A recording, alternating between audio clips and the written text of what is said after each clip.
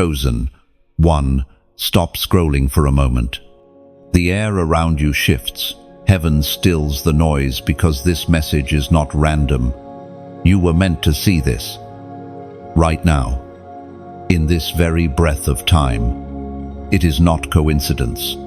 It is divine interruption. Heaven has reached across eternity to remind you, you were never forgotten. You have felt invisible, unseen in crowded rooms, unheard even when you screamed silently inside. Yet in that very silence, God was whispering. He was waiting for this moment when your heart would finally pause long enough to hear his voice again. You are not here by chance. You are here because heaven risked everything to awaken you. The enemy tried to convince you that your pain meant God had abandoned you, that the storms in your life were proof he'd turned his face away. But the truth is the opposite. The storm itself was the stage for revelation. The shaking was meant to break the shell of blindness around your eyes. Listen, every delay, every betrayal, every tear you cried when no one noticed. Heaven noticed. The unseen hand of God was holding the timeline of your destiny, preventing you from collapsing under the weight that others couldn't survive. You thought you were losing everything. In truth, you were being prepared to see clearly. There are moments when heaven interrupts the ordinary, when a divine pulse beats through your chest and you realize something greater is calling. That's what this is. A divine encounter wrapped in digital form. You didn't find this message. This message found you. You may not realize it yet, but your entire life has been marked by divine risk. The Creator of heaven and earth gambled the perfection of his throne to rescue imperfection like yours. He allowed his Son to step into the dirt of humanity, to bleed so your vision could be restored. You were the reason he risked it all. You were not an afterthought. You were the reason redemption was written. Every drop of blood spilled at Calvary was heaven's way of shouting, "You are worth it." Do not underestimate the price that was paid for your awakening. You are the evidence of divine love that refused to let darkness win. Pause for a moment and breathe that in. The weight of divine risk was carried so that you could see beyond surface and illusion. Every temptation you resisted, every tear you shed, God saw it all. He used even your worst mistakes as ingredients for your redemption. You see, chosen one, heaven is not interested in your perfection. Heaven is after your attention. This is why so many distractions rise when you're about to break through. The closer you get to awakening, the louder the noise becomes. But right now, everything is still because heaven wants you to look up and see that you are part of something eternal. Lift your eyes. You are not forgotten. You are not a mistake. You are not too far gone. You are the one for whom heaven paused the universe. You are the reason this message exists. You are the reason the cross happened. As Jesus himself declared in the Gospel of Matthew, chapter 20, verse 28, "The Son of Man did not come to be served, but to serve and give his life." That ransom was your name. That risk was your story. Every heartbeat of heaven echoes with one reminder: you were the reason for the risk. You didn't stumble into salvation by luck. It was crafted for you before time began. God saw your battles, your doubts, your brokenness, and still, he called you worthy of the greatest exchange ever written in eternity's script. Every angel witnessed the moment your destiny was sealed in divine blood. Heaven celebrated not because you were perfect, but because grace had chosen you. The universe shifted that day, and all creation knew light had claimed its warrior back from the grip of darkness. So, here you stand at the threshold of awareness. Heaven has opened the curtain. And now you see, you were carried, protected, and pursued. The hands that shaped galaxies have written your name on their palms. You are not disposable. You are not replaceable. You are chosen. If this message is stirring something deep within you, don't ignore it. Let your heart answer back to heaven's call. Type 77 inches, the comments, as a prophetic sign that you hear this message, that you receive it, and that you choose to see. Then like, share, and subscribe. Because this isn't just content, this is confirmation. You were meant to hear it, and someone else is waiting to see it through you. Heaven's gamble was never reckless. It was intentional, deliberate, measured by love. When God decided to risk it all, He was not uncertain about the outcome. He saw your face before you ever existed, knew your weaknesses, and still whispered, "Worth it." That's what divine love looks like, not a feeling, but a covenant sealed in sacrifice. You must understand, chosen one, that redemption was not cheap. The kingdom didn't send an angel, a prophet, or a messenger. It sent the King himself. The Father looked upon a world drowning in its own rebellion and did the unthinkable. He offered the most precious part of himself so you could awaken from blindness. This is the truth. Few dare to grasp. Heaven risked perfection for imperfection, holiness for the hope of relationship. When the cross was raised, it wasn't merely a symbol of death, it was a declaration of divine risk. Heaven bet everything on your potential to return home. The nails weren't just metal, they were anchors of mercy. Each drop of blood spoke your name, louder than your sin ever could. It was heaven saying, "Even if they reject me, I will still make a way." God's gamble wasn't about chance, it was about certainty rooted in love. The Creator knew some would walk away, others would mock, and still He stepped forward. Because somewhere in that crowd, there would be one heart, one soul, one chosen one who would look up and say, "I see you now. You were that one." That's why this message reached you. You are living proof that the risk was worth it. Heaven's history is full of divine risks. Abraham leaving home for a promise unseen. Moses standing before Pharaoh with nothing but faith. Esther walking into a throne room that could have ended her life. Every act of faith was a reflection of heaven's pattern, to risk for redemption, to move for love. And the greatest of them all was when the Son of God risked rejection so humanity could see truth face to face. The voice of God thundered in the book of Exodus, chapter 34, verse 6. The Lord God, merciful and gracious, long-suffering, abundant in goodness and truth. That mercy is the very heartbeat of divine risk. Mercy doesn't calculate odds, it simply gives. Hoping love will awaken love. That's why you're reading this now. You are the outcome of mercy's gamble, the evidence of love's persistence.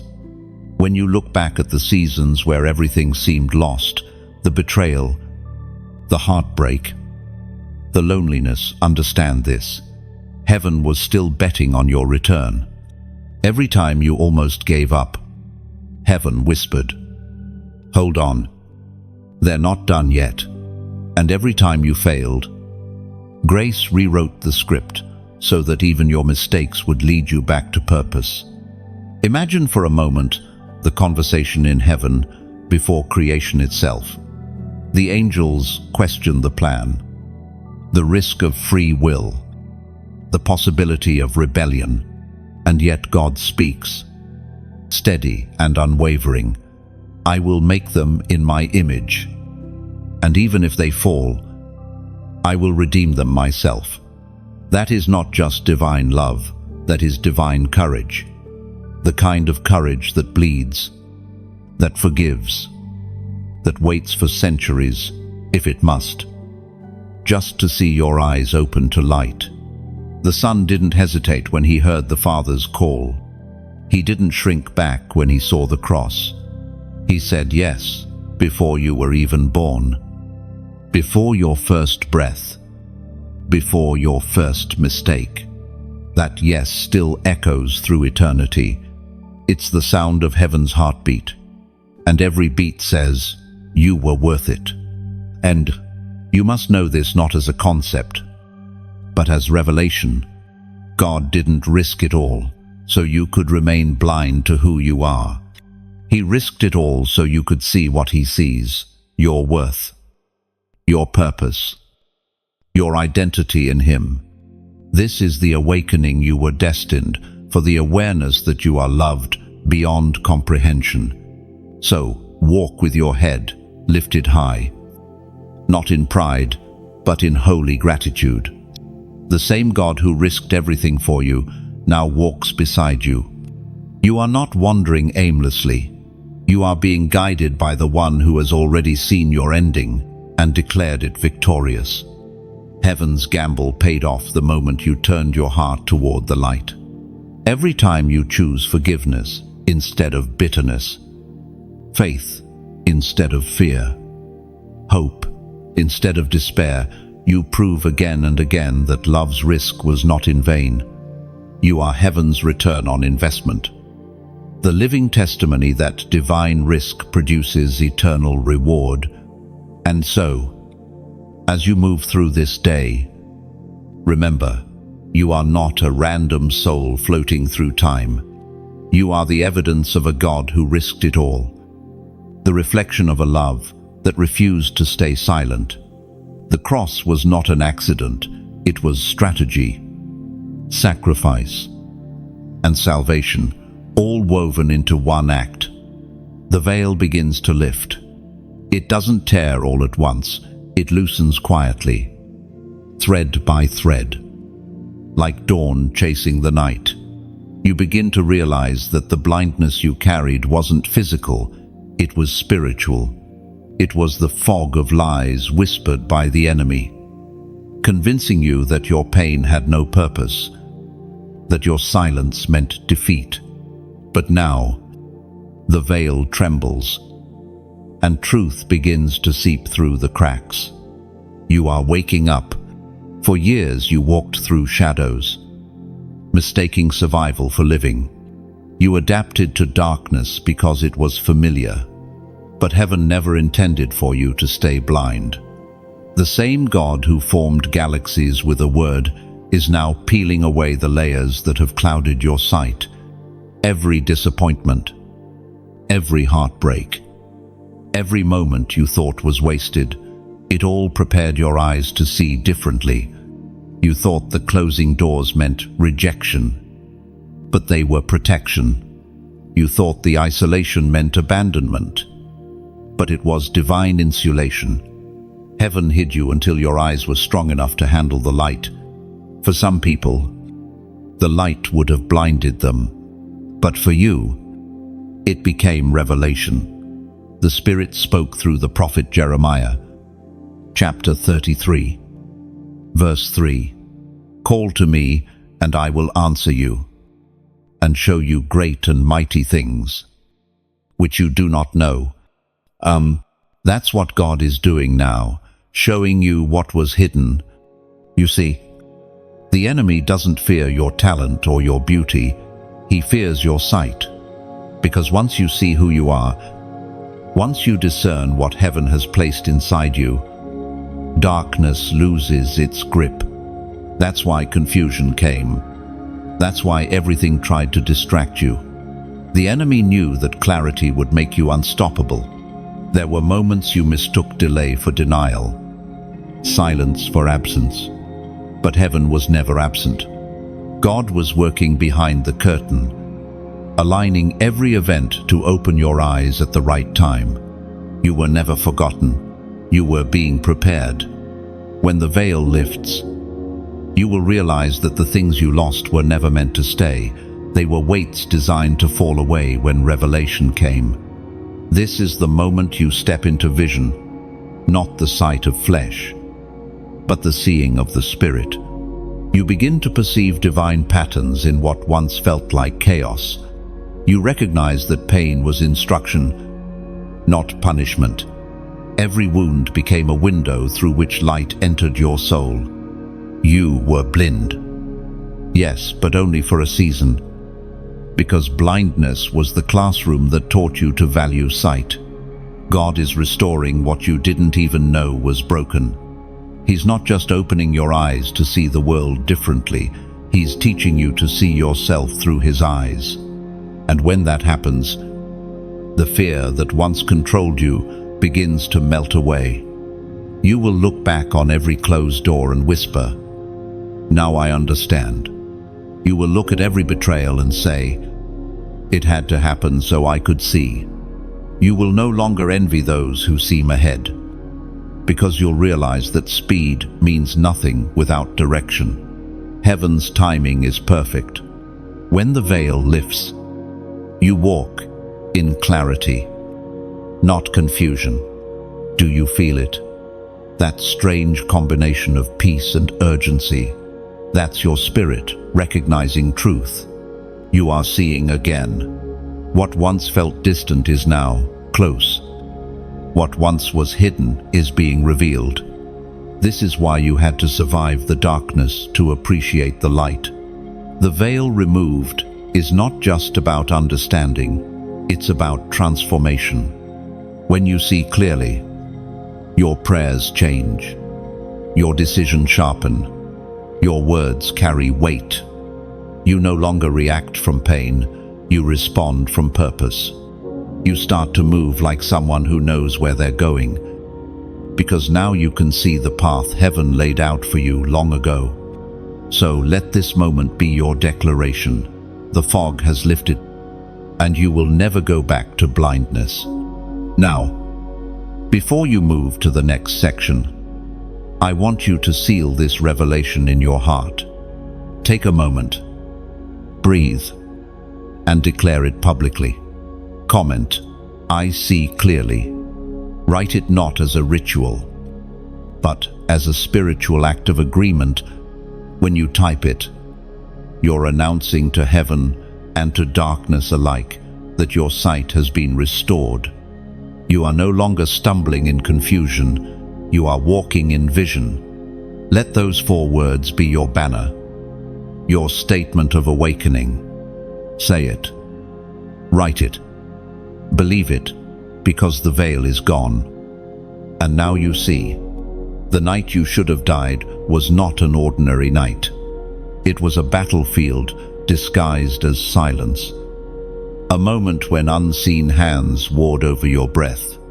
You didn't know it then, but heaven was closer than your pulse. Angels stood guard while darkness plotted your ending, and grace rewrote it before dawn could rise. You should not be here, and yet you are. That alone is proof that God intervened. There were nights when you were seconds from surrender, when the pain became a language no one understood. Nights when you thought, "If I disappear, no one would notice." But heaven noticed. The Spirit hovered near you like wind around a candle, shielding the fragile flame from being extinguished. You thought you survived by accident. In truth, you were preserved on purpose. Every near-death moment, every breakdown, every mental collapse that didn't take you out, those were divine interruptions. God said, "Not yet. They still have purpose." What looked like coincidence was orchestration. What felt like chaos was protection in disguise. You didn't see the war, but it was real. Every sleepless night was a front line. Every tear was a weapon. Demons surrounded your mind, whispering despair. But angels answered with songs of deliverance. You were never alone in that darkness. Heaven was fighting for your heartbeat. There was a time when the enemy thought he had you cornered. He saw your exhaustion, your disappointment, your doubt, and believed the final blow would silence you. But he underestimated the endurance of a soul marked by grace. He forgot that divine promises cannot expire simply because of pain. So, when you reached your breaking point, God reached deeper.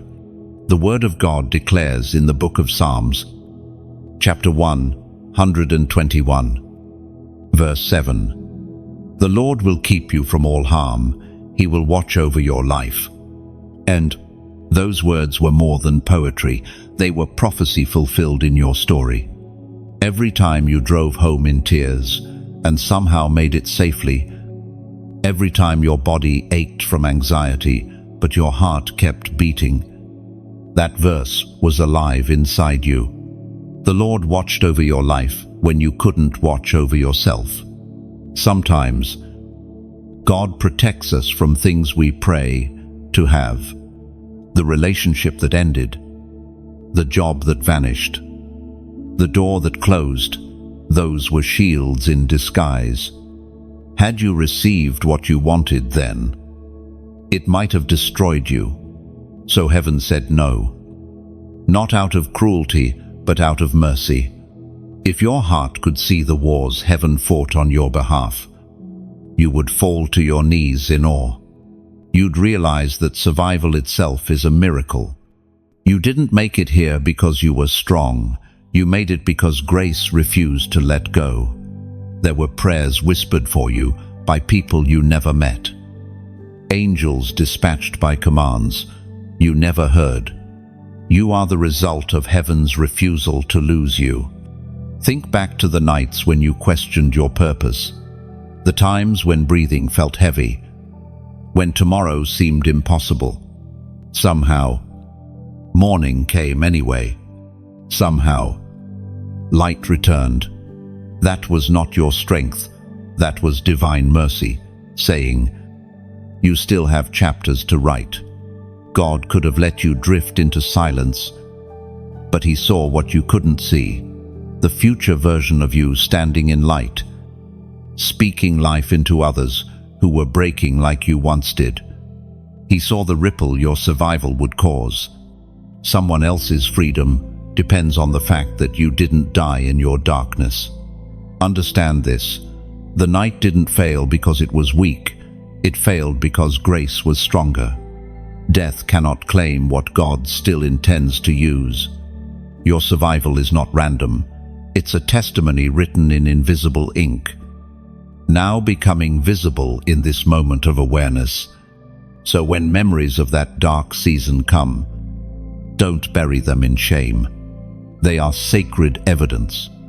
Each scar is a reminder that you were chosen to outlive what others thought would end you. The same God who pulled you from that pit has marked you with resilience that cannot be replicated. One day, you will speak about those nights without trembling.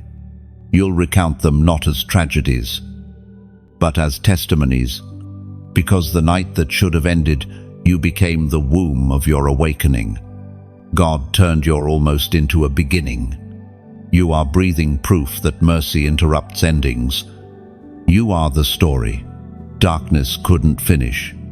And though the night tried to claim you, dawn claimed you. First, the cost of sight is never small. To see clearly is to lose what once kept you comfortable in the dark. Revelation demands, release it asks you to surrender the very things that blinded you. The moment God opens your eyes, He begins to remove whatever cannot survive the light. That's why awakening hurts.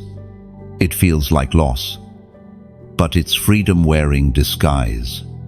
You begin to realize that clarity doesn't come wrapped in peace, it comes wrapped in disruption. When heaven shows you truth, illusions must die. People you once trusted begin to fade.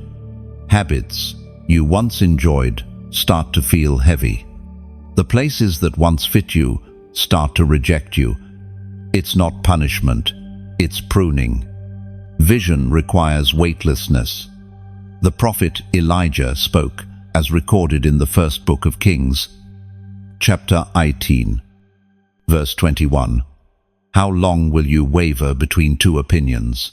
If the Lord is God, follow him. That question still echoes through your spirit. You can't see clearly while clinging to contradictions. You can't claim light while hiding in the comfort of shadows. To walk in divine sight, you must choose decisively between convenience and calling, comfort and conviction. Heaven doesn't force clarity. It offers it to those brave enough to let go. Think of a butterfly. Before it can fly, it must endure the suffocation of the cocoon. The struggle isn't punishment, it's the process of transformation. So too with you. Chosen one, the pressure you feel, the stretching, the loneliness, it's the cocoon before flight. God is preparing your wings by closing off the places that once felt safe but were never sacred. Every revelation has a price tag. When you see differently, you must live differently. Old conversations no longer satisfy. Old environments no longer feed your spirit. And yes, some people will misunderstand your awakening. They'll say you've changed. But that's exactly what you were born to do, change. It's not betrayal to outgrow blindness. It's obedience. God will sometimes separate you so he can strengthen you. He removes voices that echo doubt so you can finally hear his whisper clearly. The clearer your vision, the key to your circle becomes. The cost of sight is obedience when it's inconvenient, trust when it's terrifying, and faith when it doesn't make sense. It's saying yes when your emotions scream no. It's forgiving when bitterness would feel easier. It's walking away when staying would dim your light. Every act of surrender sharpens your sight. Every tear shed in obedience becomes oil for your lamp. You've been through enough to know that comfort can become a cage. That's why heaven keeps stirring your spirit. You feel restless, not because you're lost, but because your old vision no longer fits your new purpose. What you're sensing is divine discomfort. It's God's way of saying, you were made for more. Picture this: a lamp hidden under a basket can still shine, but no one sees its glow. When God gives you vision, he also gives you responsibility to lift the basket, to stop hiding, to let your light reach others. That's what this message is, a hand lifting the covering, reminding you that you carry illumination others desperately need. And yes, the journey of awakening is not meant to be walked alone. Just as torches light one another, hearts aligned in purpose strengthen each flame. So if this message stirs your spirit, if it mirrors your story, take a step of alignment. Share this light forward, because what you share multiplies. When you like, share, subscribe, or even sow into this message through donation, you're not supporting a platform, you're fueling a mission. You're building bridges for others still trapped in darkness to find their way home. Think of it as adding oil to the collective lamp of heaven's message. Every small act becomes part of a greater flame. Your support is not charity, it's partnership. It's the sound of your faith saying, I will not just receive revelation, I will help carry it. You become part of the divine ripple, where your single act of kindness becomes light for someone's midnight hour. You've seen the cost of sight. Now you become a guardian of vision. When you share what opened your eyes, you help others awaken. And in that cycle, heaven smiles because what God risked for one becomes the rescue of many. So, continue walking. Even if your steps are trembling, continue seeing, even when clarity costs comfort. And when the world asks why you're different, tell them the truth. You paid the price to see. The mirror of the soul, this is where God brings you now.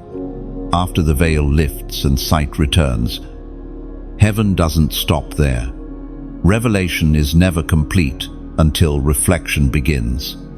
Because to see the world clearly, you must first face yourself clearly.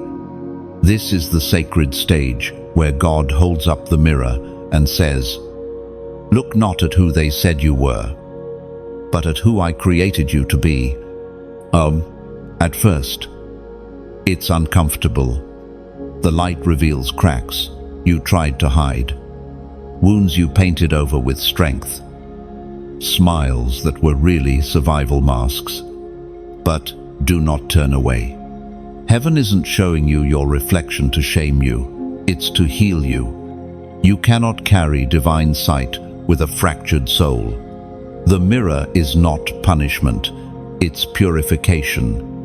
The Word of God declares in the book of James, chapter 1, verse 23, "Anyone who listens to the word but does not do what it says is like someone who looks at his face in a mirror and, after looking at himself, goes away and immediately forgets what he looks like." That verse is a warning and a calling. The mirror reveals not just who you've been, but who you are becoming. God is showing you the parts that still need His touch, not to condemn you, but to restore you. You've survived storms, yes, but now comes the refining. Fire doesn't destroy gold, it exposes its purity. You've spent years defining yourself by others' opinions. You believed labels spoken over you in moments of pain. You measured your worth by comparison and your value by validation. But when heaven holds up the mirror, all those false reflections fade. What remains is truth. The you God designed before the world taught you how to hide. Sometimes the hardest battle isn't against others, it's against the image you've built of yourself. The image that says, "I'm not enough. I've failed too many times. I'm too broken to be chosen." Yet even in that self-doubt, heaven whispers, "You are mine." The mirror is mercy's gift. God is asking you to look again, this time through His eyes. When you dare to look deeply, you begin to notice something sacred. Beneath every scar lies evidence of survival. Every mark tells a story of grace that never left. You are not defined by what wounded you, but by what healed you.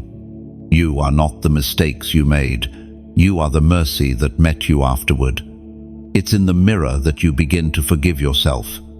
You realize that shame was never meant to be your reflection. You start to see beauty where you once saw brokenness, and slowly, gently, heaven begins to replace every lie with light. Do you see it? The reflection shifting. The person staring back is no longer a prisoner, it's a prophet in process. You begin to understand that everything you endured wasn't random, it was revelation training. God was sculpting resilience, faith, and discernment into your very soul. The mirror doesn't just show who you are, it shows what you carry. But there's something else. When God restores your reflection, He also restores your responsibility. You are being called to reflect His light in every space you enter. You are no longer just one who sees you, are one who shines. You become the mirror through which others will see God's mercy. That's why this stage matters so deeply. Without reflection, revelation turns into pride. But when you look into the mirror and stay humble, the light multiplies through you. This is why God allows broken mirrors. They scatter light farther. So take this moment seriously. Let the mirror speak. Let the tears come, if they must. Let your reflection remind you that even in your worst days, you were still chosen. You survived what others didn't, because heaven decided your story wasn't over. And when you look long enough, you'll begin to notice behind your reflection stands another face, the reflection of Christ himself, overlapping yours. Because the closer you draw to him, the more your image becomes his. That's the miracle of the mirror. You stop seeing your past and start seeing his purpose. Now, beloved chosen one, if this message is stirring something within you, if you feel heaven touching places long buried, acknowledge it. Let this be your sign of agreement with heaven's healing. Comment 333 below. Not as a number, but as a declaration. 3. For the Trinity Father, Son, and Spirit working together to restore your reflection. By writing it, you're saying, I see what you're showing me. Lord, I accept the reflection you've revealed.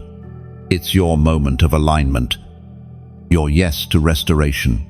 And as you type, know this: the mirror no longer condemns you, it confirms you. You are who he says you are: whole, chosen, radiant. And soon, others will look at you and see light where there was once only shadow. That's what happens when the soul finally remembers its reflection. The hidden war for you was never a distant legend. It was happening every moment you breathed, long before you could sense it.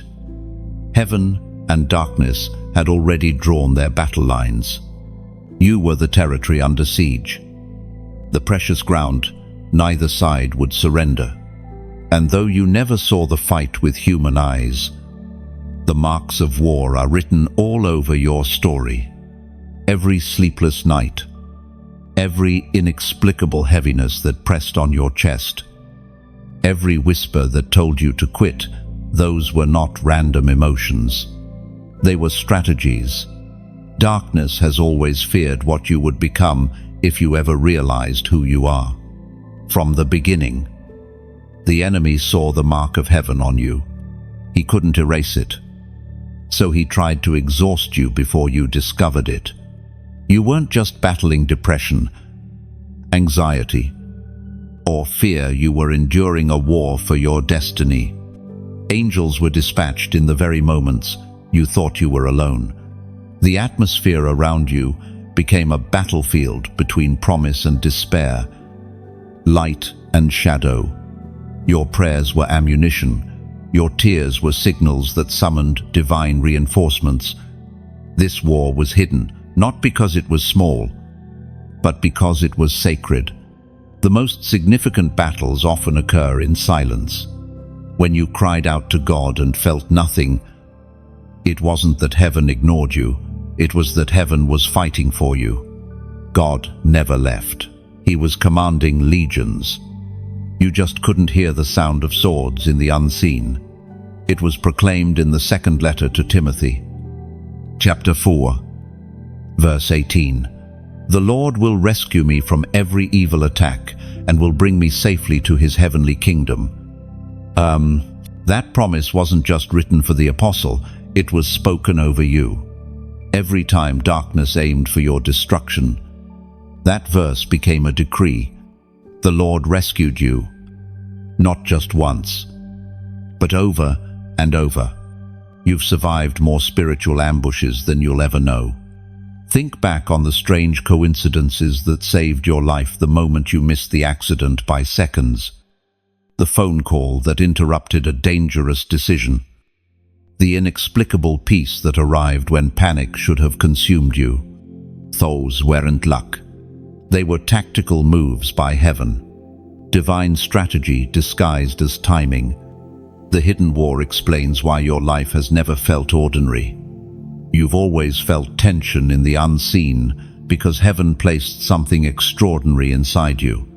The enemy recognized your potential long before you did, which is why he attacked your childhood, your confidence, your relationships. He wanted to distort your identity before you discovered your calling. But what he failed to understand is that pressure doesn't destroy purpose, it exposes it. Every hit you took only revealed the depth of the assignment you carry. Every heartbreak became a layer of armor. Every disappointment sharpened your discernment. While the enemy thought he was wounding you, heaven was training you for command. This war has always been about vision. The enemy didn't want your possessions, he wanted your perspective. Because if he could cloud your sight, he could control your steps. Confusion was his favorite weapon, but revelation is your counterattack. And now that you're beginning to see, the balance of power shifts. Do you remember those moments when you almost gave in, when your faith felt small and your hope thin as paper? Those were ambushes. But even then, heaven covered you. Sometimes, God's greatest victories are the ones he wins without your awareness. You slept through wars that angels fought beside your bed. You went about your day while light clashed with darkness over your future. The war is real. But here is the truth. It has already been decided. The outcome was sealed the moment heaven risked it all for you. Victory was written in blood before your first breath.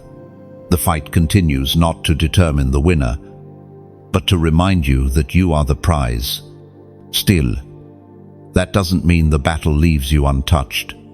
The scars you carry are evidence of survival.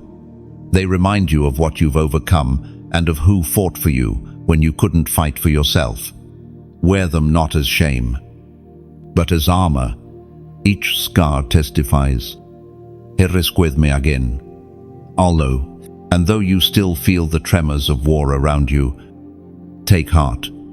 Even now, angels stand at the edges of your tomorrow. They guard the gates of your destiny. Every plot against your peace is already being overturned.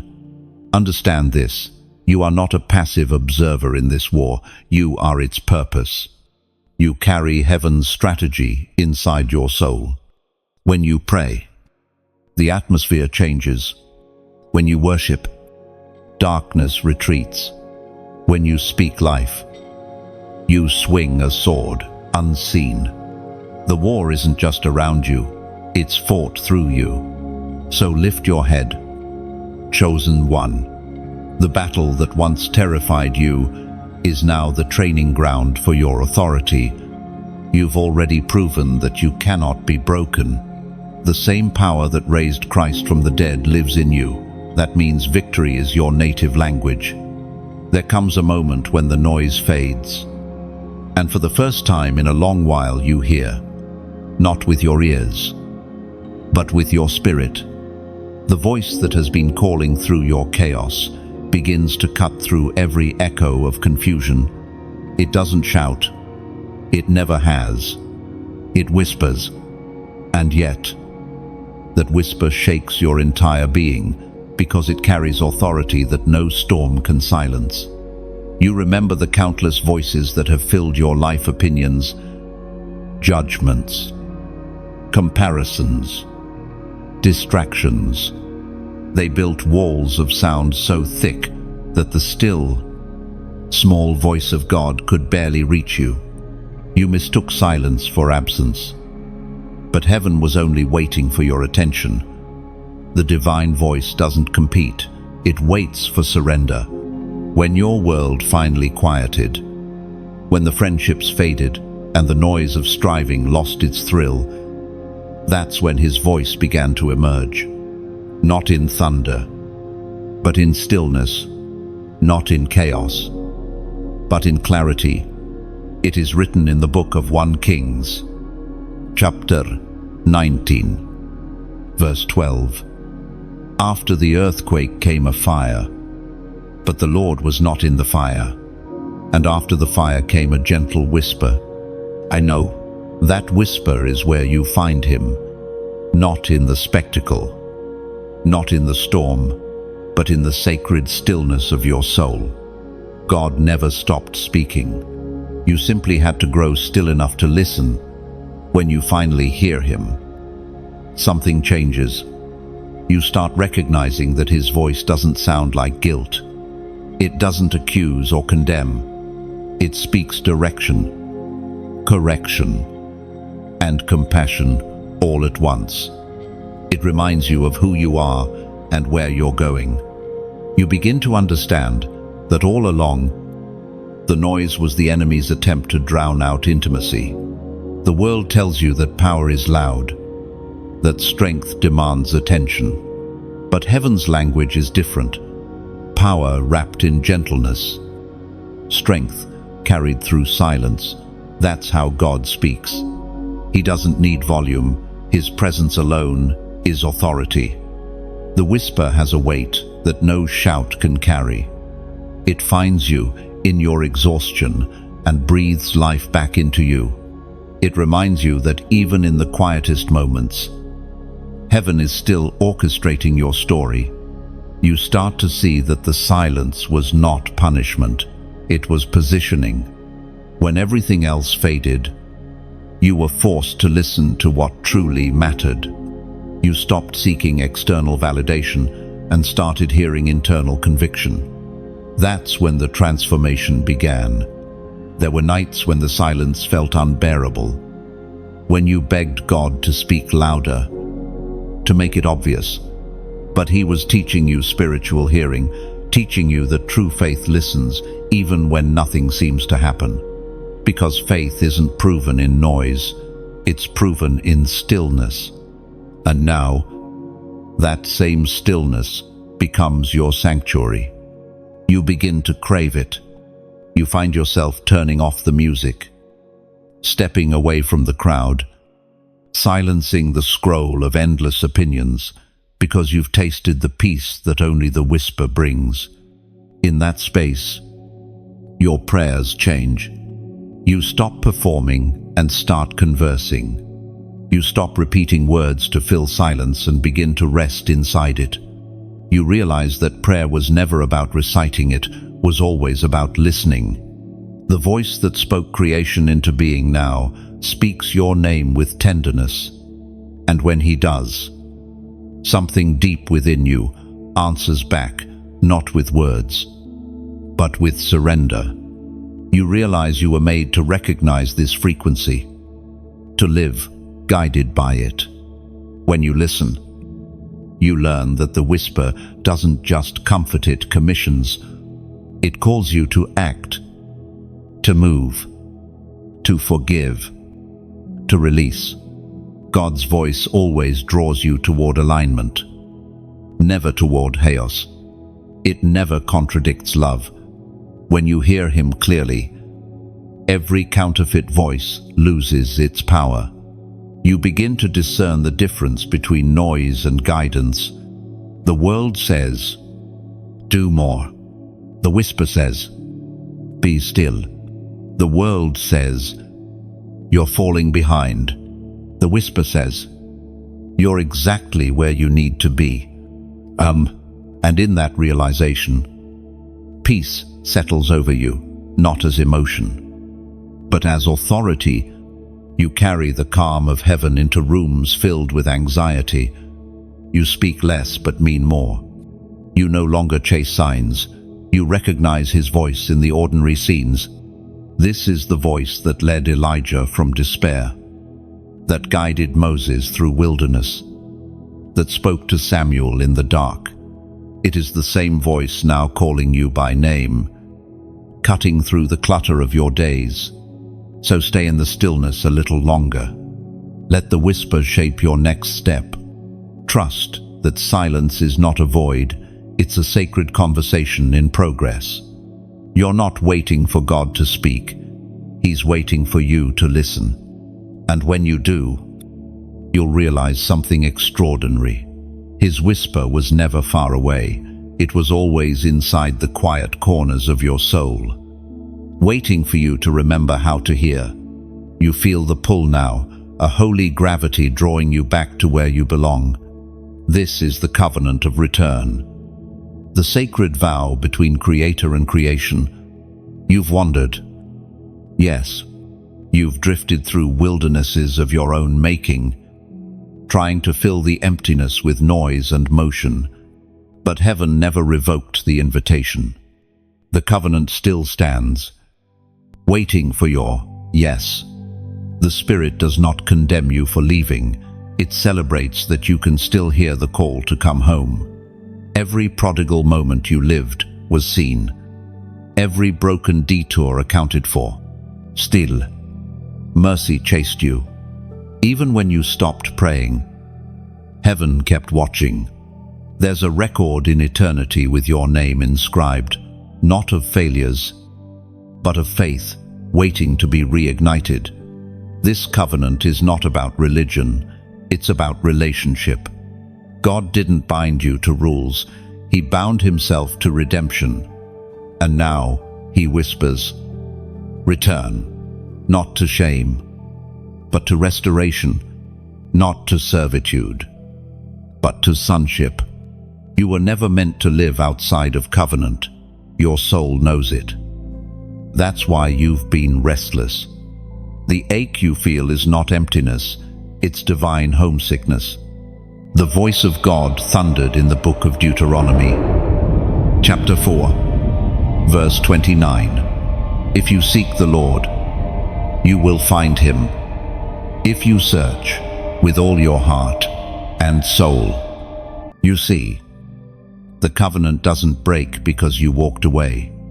It breaks only if you refuse to turn back. And you haven't refused. You're here, listening. That alone means heaven still sees hope in you. The moment you say yes to return, heaven begins rearranging the landscape around you. Old patterns lose their grip. Shame begins to crumble under the weight of grace. You no longer move as a fugitive, you move as a child, coming home. The air changes. The ground beneath you seems to recognize your steps again. You may think too much time has passed, that the distance is too wide. But grace erases distance. Heaven doesn't measure how far you've wandered. It only measures how quickly you run back when you hear the call. The Father isn't standing with folded arms. He's running toward you. Robe and ring, already waiting. Returning doesn't mean you're starting over. It means you're starting right. Everything you've been through becomes a map guiding you back to the center. Every heartbreak was a breadcrumb leading you home. Even your rebellion couldn't cancel your redemption. It just delayed your realization. The covenant of return is not built on perfection, but pursuit. God doesn't ask for flawless performance. He asks for a sincere heart. He's not interested in ceremony, He's interested in connection. The moment you whisper, "I'm back," heaven erupts in celebration. You may still carry guilt, but grace outruns guilt every time. You may still feel unworthy, but the covenant was never about your worthiness. It was about His willingness. You didn't choose Him first. He chose you before your first breath. That's why this return feels both terrifying and beautiful. It's the echo of eternity calling its own back home. When you return, the shame you feared turns into strength. You begin to tell your story, not with embarrassment, but with gratitude. You start to understand that even your wilderness years weren't wasted, they were training. Every fall became a reminder of mercy. Every detour taught you discernment. And now, standing in this sacred moment, you can sense heaven leaning close again. You can almost hear the Father's voice saying, "I knew you'd come back." Lie, So before you go any further, seal this covenant, not with religion, not with fear, but with declaration. Comment, "I'm home." Write it as a promise, not a phrase. Let it be the spiritual signature on your return. When you type those words, you are declaring before heaven, "I choose restoration over rebellion. I choose belonging over wandering." It's not just a comment, it's a covenantal act. And as you do, imagine heaven's response, angels marking your words like signatures on sacred scrolls. Joy erupting across eternity because the lost has been found again. The very atmosphere shifts, because every time one heart returns, all of heaven rejoices. You are not coming back as a beggar, you're coming back as an heir. The robe still fits, the ring still shines, the table still has your seat, and your Father has been watching the horizon for your return all along. You begin to understand now that heaven never bet small on you. Every storm, every loss, every delay, none of it was random. It was investment. The kingdom saw what you could not see and chose to pour the treasure of eternity into a vessel still learning to trust. That is the kingdom's investment. God risked divine resources on a fragile heart because he knew that inside it lived unstoppable faith. You might think of investment in earthly terms: money, time, or effort given with hope of return. But heaven's economy is different. It doesn't invest for profit, it invests for purpose. God placed gifts inside you, not because you had proven worthy, but because he foresaw what your obedience could unlock. When heaven looks at you, it sees soil rich with potential, and every hardship you've endured has been cultivation, plowing, pruning, planting. We are reminded through the writings of David in the Psalms, chapter 37, verse 23. The steps of man are ordered by the Lord, and he delights in his way. Every ordered step, even the painful ones, was divine strategy. The detours you resented were actually directions. Heaven was not ignoring you, it was investing in your growth. Every delay you cursed was a deposit into your endurance account. Every heartbreak, a refining of your capacity to love deeper and lead stronger. You see, when the kingdom invests, it expects multiplication through transformation. You were never meant to remain the same. The storms were meant to stretch your roots deeper, not destroy you. Think of a tree in wind. Every gust that tries to break it only strengthens its grip on the soil. So too with you. Every trial forced you to cling tighter to your source. That's what the Father delights in, not perfection, but perseverance. You kept walking when quitting would have been easier. You kept believing when silence tried to suffocate your faith. You didn't realize it, but your endurance became the evidence that heaven's investment was flourishing. The most beautiful thing about divine investment is that it always produces overflow. When God pours into one vessel, it's never meant to stay contained. The blessings, the revelations, the strength you've gained, they're not just for you. They're for those who will drink from the overflow of your obedience. Someone's breakthrough is hidden inside your faithfulness. Picture yourself as a candle lit by heaven. The wax melts. Yes, but in melting, it gives light. That is how investment works. It costs something of you, but it illuminates others. The world is darker without your flame, and every time you share the light, God refills your oil. That's why this space matters, these messages.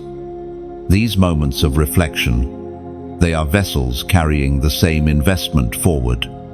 And if what you've heard here has watered something inside your spirit, then you are already part of the harvest. When you like, share, or subscribe, you are not simply engaging, you're amplifying the message heaven has entrusted to you. You're saying, I believe this light should travel farther. And when you donate, you are sowing back into the very soil that has been nourishing your faith. It's not a transaction, it's a continuation. Think of it as tending a fire in the wilderness. When you add a single log, you keep the flame alive for someone else wandering in the cold. Maybe they'll see the glow and find their way home because you kept the fire burning. That's what your support does. It sustains the mission. It multiplies the message. It tells heaven, I'm not just a receiver, I'm a co-builder. Every act of generosity, whether it's a share, a seed, or a silent prayer, is recorded in the books of heaven as participation in purpose. You become a steward of light, a keeper of vision, and in return, the same God who invested in you promises a return far greater than material reward. Peace, provision, and purpose unfolding in divine order. So, as you listen, let gratitude fill your heart. You are standing in the evidence of heaven's unwavering belief in you. You've been invested in, cultivated, and positioned. Now, it's your turn to reinvest, to pour out what was poured into you. Maybe that means sharing this message with someone walking through their night. Maybe it means subscribing to stay aligned with these divine reminders. Maybe it means sowing a seed of faith that says, I choose to keep the light burning. End 1. Whatever your step looks like, let it be done with reverence. Because when you move in gratitude, you become part of a divine cycle that never ends. Heaven invests in you. You invest in others. And the world becomes brighter with every act of obedience. You, chosen one, are not the end of the story. You are the continuation of heaven's investment, a living testimony that what God deposits always yields a harvest in time. There is a sacred moment in every journey when pain finally meets purpose, when what once broke you becomes the very tool heaven uses to build you. That is the prophetic exchange. It is not merely a shift of circumstances, it is the transformation of identity. You no longer carry wounds as burdens, but as blueprints of redemption. Everything you've endured, every ache, every unanswered prayer, none of it is wasted. The kingdom operates by exchange, not by loss. When you bring your ashes, heaven gives you beauty. When you surrender your mourning, heaven clothes you in joy. When you hand over weakness, God fills the empty spaces with power. This is the divine economy. Nothing surrendered stays empty. The prophet Isaiah wrote it beautifully in the book of Isaiah, chapter 61, verse 3, to bestow on them a crown of beauty instead of ashes, the oil of joy instead of mourning, and a garment of praise instead of a spirit of despair. No, that verse isn't poetic theory, it's your story written in Scripture. You are living proof of divine exchange. Every loss became a lesson. Every heartbreak, a holy appointment. You've been through fire, but the fire didn't consume you. It refined you. Heaven took what tried to destroy you and turned it into material for your destiny. There were moments when you looked at your pain and thought, nothing good can come from this. Yet, in heaven's hands, even broken pieces have purpose. Think of a mosaic, each shard, sharp and seemingly useless, becomes part of a masterpiece when arranged by the artist's hand. Your story is that mosaic. The light now shines through the very cracks that once embarrassed you. The prophetic exchange is not a single event. It is a rhythm of life. Each season asks the same question: will you trade what hurts for what heals? God never forces the trade. He simply extends his hand, waiting for your surrender. The moment you release what you've been clutching, grief, guilt, resentment, he replaces it with peace that defies reason. That's how heaven heals. Not by erasing the memory, but by rewriting its meaning. You'll remember what happened, but it will no longer sting. It will serve as revelation, not regret. You will see that what you thought was an ending was actually a transaction in progress. Your tears were currency. Your silence was seed. The nights you thought were wasted were deposits in heaven's account. Now the return is coming not as material comfort, but as spiritual authority. Pain made you sensitive to other people's suffering.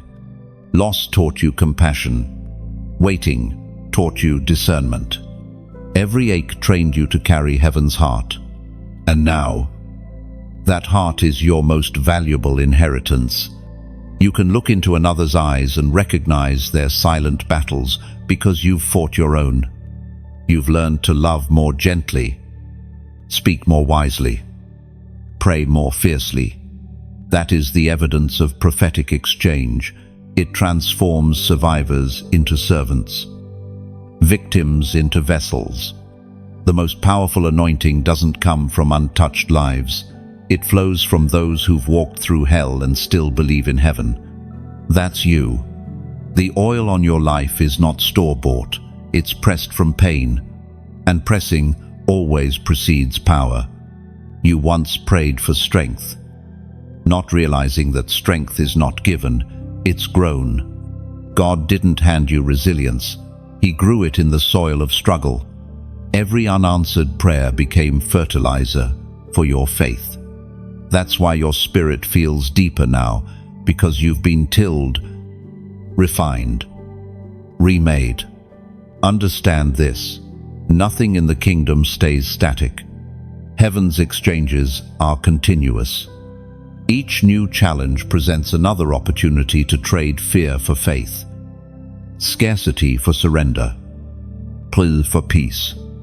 And the more you trade, the lighter you become, the more freely heaven can move through you.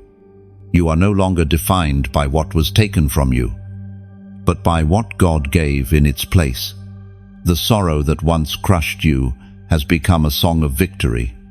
The betrayal that once poisoned you has become wisdom's teacher. Even the waiting has been holy. It carved patience into your bones. Look at yourself through heaven's eyes. You are no longer a collection of disappointments. You are a walking testimony of divine transactions. Where others see scars, God sees signatures, proof that you made the exchange, that you trusted him enough to trade pain for purpose. There's a peace that settles when you realize your suffering was never in vain. It was currency for glory, a down payment for destiny. The very things that once made you cry will one day make you worship, because now you understand the exchange was always in your favor. You gave God what was broken, and he gave you himself. There is no greater return. There comes a moment when the embers within you begin to tremble again. The quiet faith that once flickered faintly starts to rise, gathering heat, gathering purpose. This is the awakening of fire, the rebirth of divine passion that cannot be explained, only felt. You've endured the crushing, the pruning, the silence, but now heaven breathes, and your soul catches flame. You can sense it in your chest, a heat that feels both familiar and new. It's not the reckless blaze of emotion, it's the steady burn of anointing. You are becoming what you were always meant to be. A living altar, carrying the fire of heaven wherever you go. As the prophet wrote in the scroll of Habakkuk, chapter 3, verse 2, Lord, I have heard of your fame. I stand in awe of your deeds. Lord, repeat them in our day. In our time, make them known. In wrath, remember mercy.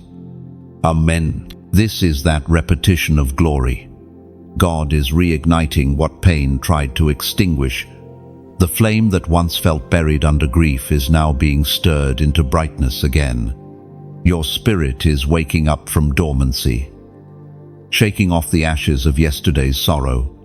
Fire changes everything it touches. It consumes what's unnecessary and purifies what's valuable. That's what's happening inside you right now. Old patterns are burning away. Fear, doubt, hesitation. They can't survive the heat of your calling. This is not destruction. This is refining. You are being made new in the furnace of grace. For so long, you tried to blend in, to dim your light so others would feel comfortable. But God didn't choose you to blend in. He chose you to burn bright. You are a torch meant to pierce the night, not a candle meant to hide in corners. When the fire awakens, you can't go back to flickering faith.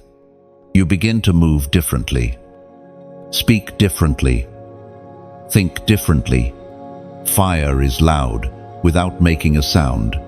It announces itself through presence. When you walk into a room carrying the fire of God, the atmosphere shifts. Anxiety dissolves. Darkness loses footing, and hearts begin to thaw. You don't need to shout to carry authority. Your very existence becomes flame. That's why this awakening matters. You've been through too much to return to lukewarm living. The embers of survival are becoming the blaze of purpose. What once nearly killed you has now become fuel. Every betrayal, every night of despair, it all fed the fire that now refuses to die. Understand this. The awakening of fire isn't just for emotion, it's for empowerment. It's the moment when revelation becomes action, when belief becomes movement. Fire without purpose is chaos, but fire guided by heaven becomes transformation. You are that transformation, walking proof that ashes can still give birth to light. There will be resistance. Not everyone can handle your flame. Some will misunderstand your intensity. Others will envy your glow. But don't dim down. You're not called to be manageable. You're called to be miraculous. Fire that fits neatly into comfort zones isn't fire at all. It's illusion. You will notice that as your flame grows, your appetite for meaningless things fades. The Spirit redirects your energy toward what truly matters: truth, compassion, justice, love. You begin to crave purpose over pleasure, depth over distraction. This is what happens when fire awakens. It rearranges priorities and realigns destiny. The world needs this version of you, the fiery, faithful, fearless one. There are people waiting for the warmth of your courage, the light of your words, the spark of your obedience. When you burn for the right cause, others catch flame too. That's revival, not an event, but a chain reaction of awakened souls. So, as you feel the fire stirring again, don't suppress it. Feed it with worship, protect it with prayer, guard it with obedience. Let it spread through your speech, your actions, your presence. You are no longer a shadow of who you were. You are a blaze becoming who you were born to be. And now, chosen one, seal this moment in the Spirit. Let heaven know that the flame within you will not go out again. Comment 555 below. Let it be your declaration. 5 for grace. 5 for renewal. 5 for divine movement. When you type that number, you're saying, Lord, fan the flame in me again. Let my fire burn for you alone. It's not superstition, it's symbol. It's your way of agreeing with heaven that the awakening has begun and that this fire will finish what pain started. Remember this truth. Fire never asks permission to shine. It simply does. So go ahead, burn bright. Burn pure. And burn with purpose. Because the world doesn't need more perfection. It needs more light. And your flame, chosen one, was never meant to go out. You can feel it now. Something within you stands taller, straighter, more certain. This is not arrogance, it's alignment. The call to stand has arrived. Heaven has whispered long enough. Now it commands. You've seen. You've heard. You've been refined. And now the time has come to rise. The season of hesitation is over. For too long, you bowed beneath the weight of other people's expectations. You carried shame like armor, guilt like a shield, fear like a friend. But when God calls you to stand, He strips away everything that keeps you small. He reminds you that humility isn't weakness, it's strength that knows its source. Standing is not easy. It means resisting gravity that wants to pull you back into old patterns. It means choosing conviction when compromise would be more comfortable. But heaven is raising warriors, not wanderers. You were never meant to crawl through destiny. You were meant to walk in it upright, radiant, and unafraid, as was spoken in the sacred texts of old. In the book of Joshua, chapter 1, verse 9, Have I not commanded you? Be strong and courageous. Do not be afraid. Do not be discouraged. For the Lord your God will be with you wherever you go. That command echoes through generations, and now it finds you. God does not suggest you stand. He commands it. Because standing isn't just a posture, it's a proclamation. Every time you stand, you announce that your faith is greater than your fear. You tell the darkness, I'm still here, and I'm still chosen. And when heaven calls you to stand, it's not asking for perfection, it's asking for positioning. The strongest trees aren't those without storms, but those that keep standing through them. You've already endured enough wind to prove your roots are deep. The bending didn't break you, it strengthened you. Every storm that tried to uproot you only confirmed that you were planted by divine hands. To stand means to occupy the space heaven designed for you, unapologetically. It's to take ownership of your assignment. To say, this is where God placed me, and I will not move. The enemy doesn't fear believers who talk about calling. He fears those who stand in it. The call to stand doesn't happen in comfort. It comes in the middle of shaking. That's why everything around you feels uncertain, relationships shifting, doors closing, the familiar no longer fitting. Heaven is clearing distractions because soldiers can't march with excess baggage. You are being repositioned for purpose. Standing will cost you. It will require that you choose peace when provoked, truth when tempted, and faith when the outcome looks impossible. But every act of obedience adds height to your spirit. You stand taller not by pride, but by purpose. There is a holy defiance rising in you now, the kind that refuses to bow to doubt, despair, or delay. You've learned too much, survived too much, been forgiven too deeply to ever go back to the posture of fear. You understand now that courage isn't the absence of fear, it's choosing to stand even while shaking. You may wonder, what if I fall again? But heaven's response is simple, then stand again. The righteous may fall 7 times, yet they rise. Falling doesn't disqualify you, refusing to rise does. And you, chosen one, are no longer built for staying down. Every hero of faith had a moment like this.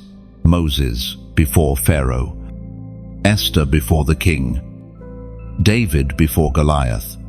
None of them felt ready. Yet all of them stood. Their strength was not in confidence, but in calling. God filled their weakness with divine courage. And the same power now rests on you. When you stand, heaven aligns behind you. Angels take their positions. Atmospheres shift. What once intimidated you now bows beneath your authority. The same ground that once felt unstable becomes holy because you chose to stand on it. This is more than a posture, it's a declaration of trust. You are standing not on your own ability, but on divine backing. The God who called you will not let you collapse. He will make your footing sure, your voice steady, your spirit unwavering. And soon, your standing will inspire others. People still crawling through doubt will look at you and find courage. They'll see what unbroken faith looks like, not because you never fell, but because you kept getting up. That's the testimony of every chosen one, not perfection, but persistence. So rise, warrior of light. Adjust your armor. Lift your head. You've been prepared for this moment all along. You are not just surviving, you are stepping into command. And as you stand, heaven stands with you. The crown and the cross, 2 symbols that seem opposite, yet they are forever intertwined. You cannot carry one without the weight of the other. The world teaches that crowns are rewards for comfort, status, or victory. But heaven's crown is different. It is given not after ease, but after endurance. It is carved out of surrender, polished through suffering, and set upon the heads of those who refused to let go of faith when faith hurt the most. When you finally reach this part of the journey, you begin to see that the crown was never meant to make you look greater. It was meant to make you shine brighter for His glory. But before the crown, there must always come the cross. It is the divine paradox of purpose. To reign, you must first be willing to kneel. To lead, you must first be willing to bleed. The apostle reminds us in his letter to the Corinthians, 1 Corinthians, chapter 9, verse 25, everyone who competes in the games goes into strict training. They do it to get a crown that will not last, but we do it to get a crown that will last forever. I'll quote, that is the exchange discipline for destiny, obedience for eternal reward. You see, the world crowns performance, but heaven crowns perseverance. You don't earn the crown by being flawless, you inherit it by being faithful. The cross, though heavy, is not punishment. It's permission to carry what others cannot, to endure what others flee from, to love when others judge. The cross strips you of pretense until only truth remains. It's where pride dies and purpose is resurrected.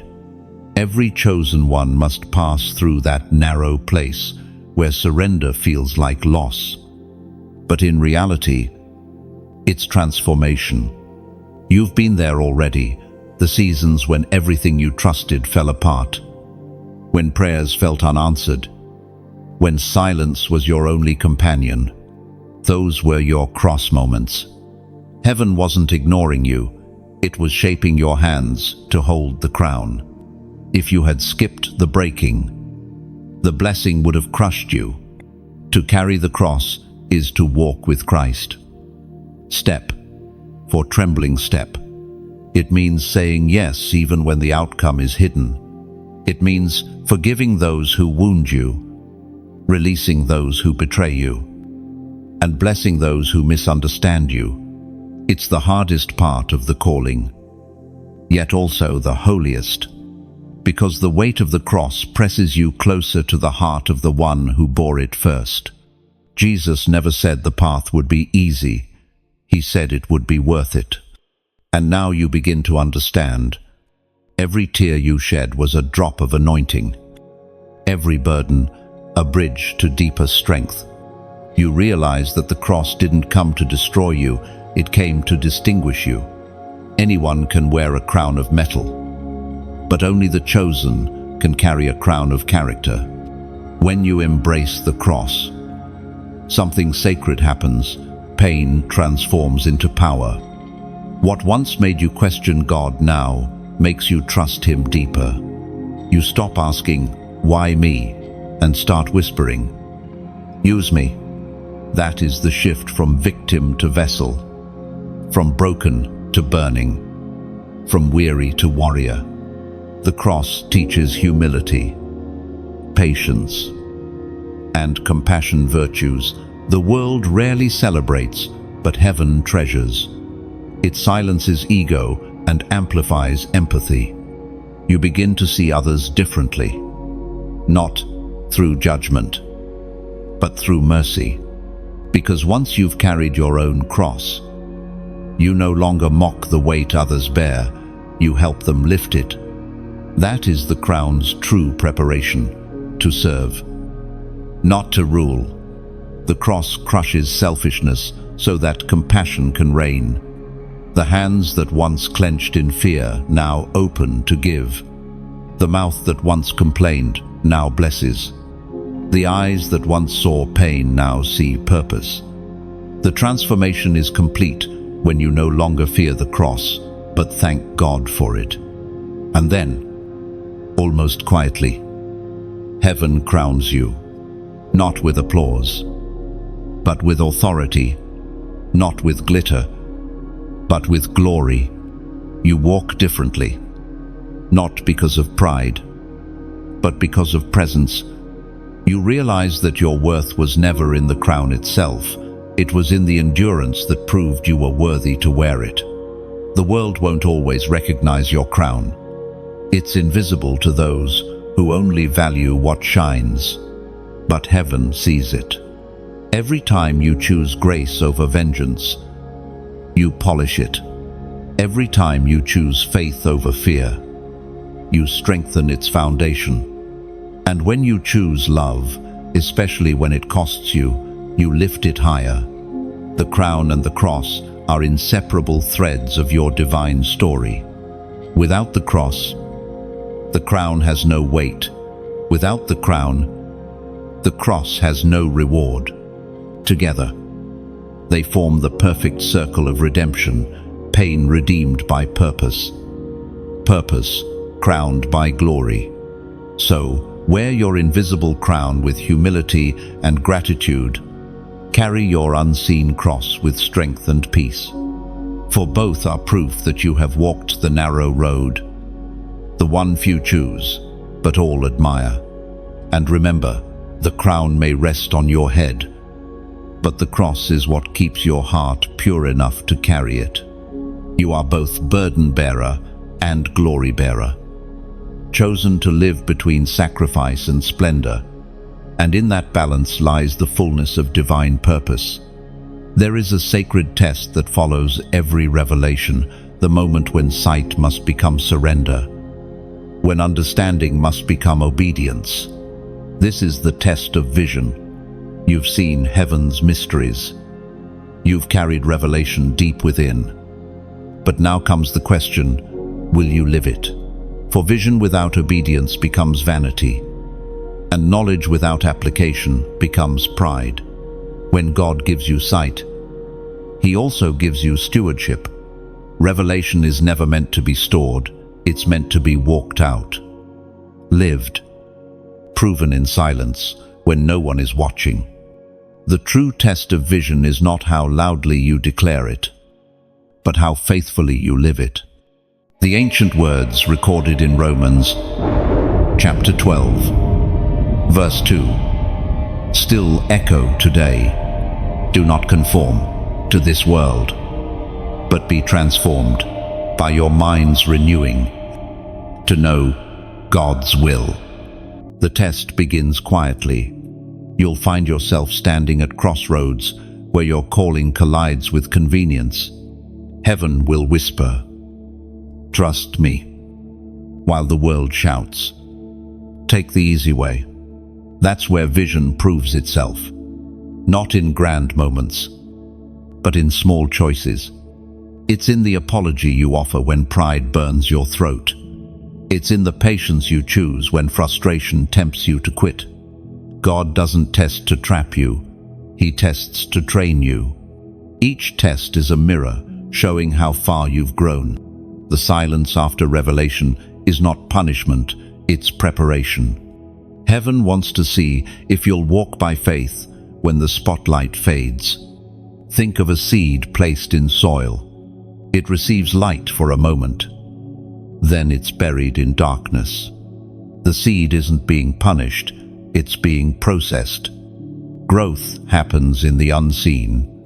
In the same way, your vision must endure the hidden season before it can bear fruit. Heaven watches what you do when no one applauds, when no one affirms. It's easy to speak faith when everything looks bright. But the real test comes when sight fades, when the path grows unclear, when prayers go unanswered, when your spirit feels stretched thin. That's when you discover whether your faith depends on clarity or on commitment. You are learning that obedience is the truest form of worship. When you choose God's will over your own understanding, you demonstrate trust that words alone could never express. Every time you say, "Not my will, but yours," you pass another layer of the test. There's a reason heaven trusts you with deeper vision. It's because you've proven willing to endure refining. Each test you've passed has unlocked new clarity, new strength, new authority. The battles that broke others became your classrooms. And though the tests felt cruel at times, they were holy. They were proof that God saw something in you worth developing. But here's what makes this season different. Now your test is not just personal, it's purposeful. Others are watching how you carry revelation.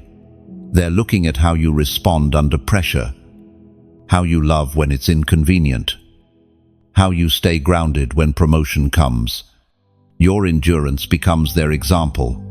You are a living sermon, written in human form. And yet, even warriors need community. Fire burns brightest when the logs are close together. That's why spaces like this, messages, moments, and hearts connected across distance matter so deeply. Each share, each comment, each act of support becomes another spark added to the flame. When you like, share, or subscribe, you're not just engaging, you're expanding light's reach. You're saying, "Let this truth travel farther," to those still fighting to see. I know, when you donate, it's not about money, it's about mission. It's oil for the lamp, ensuring that the message keeps burning, illuminating hearts you may never meet. Every offering, every seed, is a declaration that you believe revelation deserves to live beyond your screen. You're investing in hope, in healing, in the unseen work of heaven through words that awaken souls. Even leaving a simple comment below becomes a bridge for others. It turns the message from monologue into movement. Someone scrolling might find courage in your words and whisper, if they feel it too, maybe I'm not alone. Emza, because the test of vision isn't meant to isolate you, it's meant to unite you. Heaven's design has always been collective awakening. Your obedience links to another's breakthrough. What you share multiplies. What you support sustains. And what you live out transforms. So pass the test not by perfection, but by persistence. Keep walking even when the light seems dim. Keep believing even when the outcome is unclear. And as you do, remember, every small step of faith is an answer to heaven's question, can I trust you with more? The answer, chosen one, is yes. You've seen, you've stood, and now you're proving that vision in action is greater than vision alone. Keep shining, keep sharing, keep sowing, because heaven is watching. And the test is turning into testimony. There is a beauty in the way heaven reverses what the enemy intended. The great reversal is not an abstract promise, it is a divine law woven into creation itself. Every time darkness thinks it has won, God turns the board, flips the outcome, and writes redemption where ruin was meant to be. The great reversal is heaven's answer to every lie spoken over you, every injustice, every delay that made you doubt whether the promise would still stand. When you look back, you begin to see the pattern. Every valley you walked through was secretly shaping the mountaintop ahead. Every betrayal carved the humility that now guards your heart. Every season of waiting was actually the soil where wisdom grew. You thought you were losing time, but time was never lost. It was being redeemed. Heaven never wastes what it allows. The Word of God declares in the book of Genesis, chapter 50, verse 20, you intended to harm me, but God meant it for good, to accomplish His will, saving many lives. Those words from Joseph's lips weren't poetic comfort, they were revelation. He looked back over years of pain, abandonment, and false accusation, and realized that the pit had been a passage. Every chain was a preparation for the moment of authority. That is how the great reversal works. God does not erase pain, He reassigns it. Heaven's justice doesn't always look like human fairness. It's not about revenge, it's about restoration. When God reverses something, He doesn't merely balance the scales, He tilts them in favor of grace. The enemy may have touched the surface of your story, but he never controlled its ending. The author of redemption always has the final edit. There's a moment in every chosen one's life when they realize that the storm didn't stop them, it strengthened their sail. The very wind that was supposed to sink you became the breath that pushed you forward. That's the irony of grace. It uses the enemy's weapons as tools for your victory. And you begin to notice it in small ways. First, the anxiety that once paralyzed you now becomes empathy for others who are afraid. The failure that once embarrassed you becomes a testimony that sets others free. The doors that slammed in your face pushed you toward the one that actually mattered. Every disappointment now reveals its disguise. It was direction-wearing rejection's mask. Heaven is strategic in ways the human mind can't comprehend. While you cried over closed chapters, God was writing new ones in secret. When you thought your silence was wasted, He was composing your next song. Every no became a redirection toward the divine yes that now stands before you. The great reversal also happens inside you, where bitterness once lived. Forgiveness blooms, where fear once ruled. Courage takes root. You begin to move with a peace that confuses those who knew your past.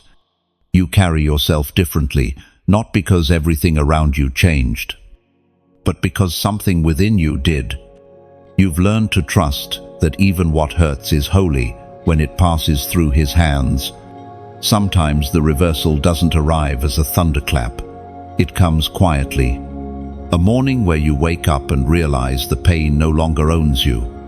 A conversation that once would have broken you, but now leaves you calm. The miracle of reversal is subtle like sunrise. Darkness fades slowly until light fills everything. Understand this. Chosen one, the reversal is not just about recovery, it's about revelation. God is not simply giving you back what was taken, He's showing you why it was taken in the first place. You had to lose certain things so you could find eternal things. You had to be emptied so that glory could fit. And when heaven finally displays its full reversal, it will make sense why the wait was so long. You'll see how every "not yet" was mercy, protecting you from premature blessing. You'll see how every wrong turn led you right where grace needed you to be. What the enemy used to harm you has now become your harvest. Every accusation, every wound, every delay, they've been transformed into strength, wisdom, and compassion. The reversal doesn't erase the past, it redeems it until it shines.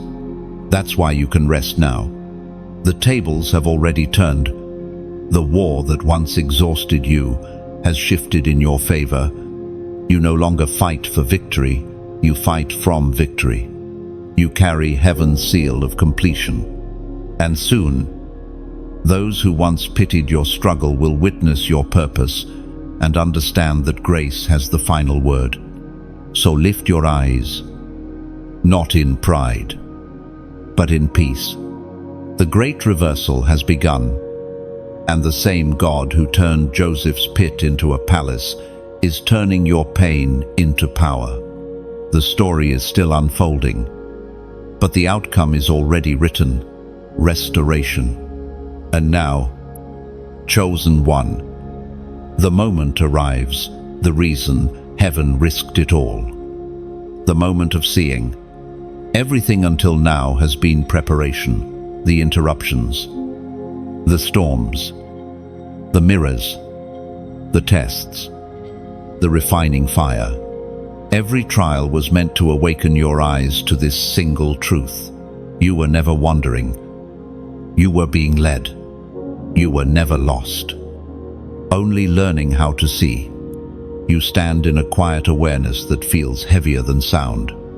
The world around you hasn't changed much, but your perception has.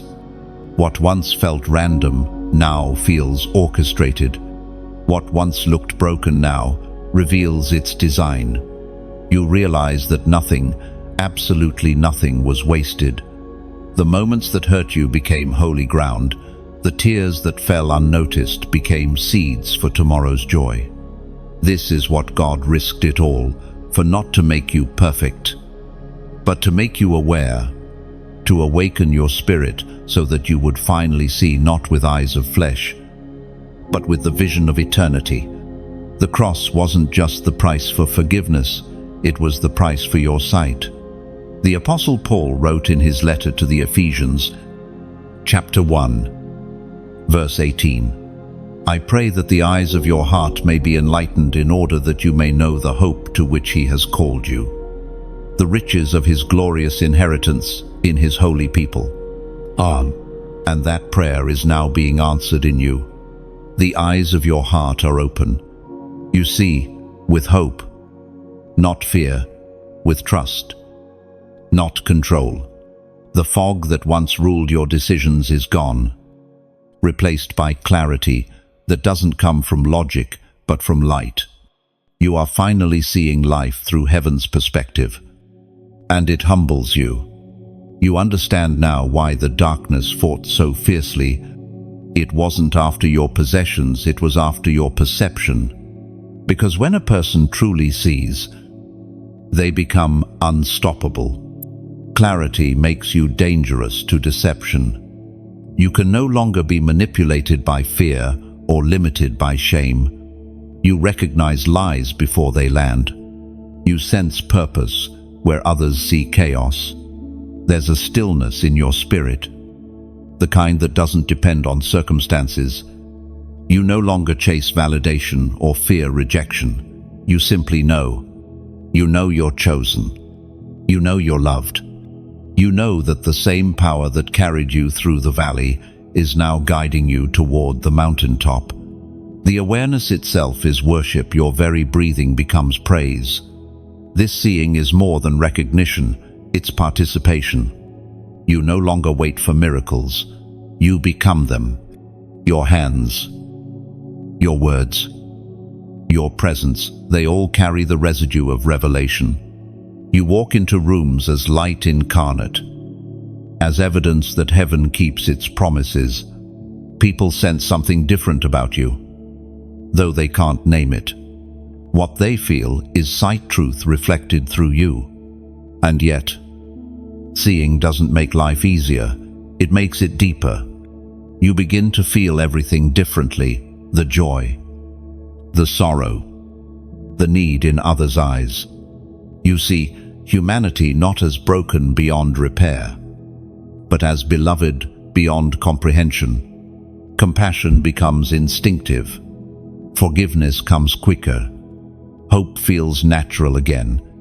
You realize that every person you meet is also standing somewhere between blindness and sight. Some are still wrestling with the veil.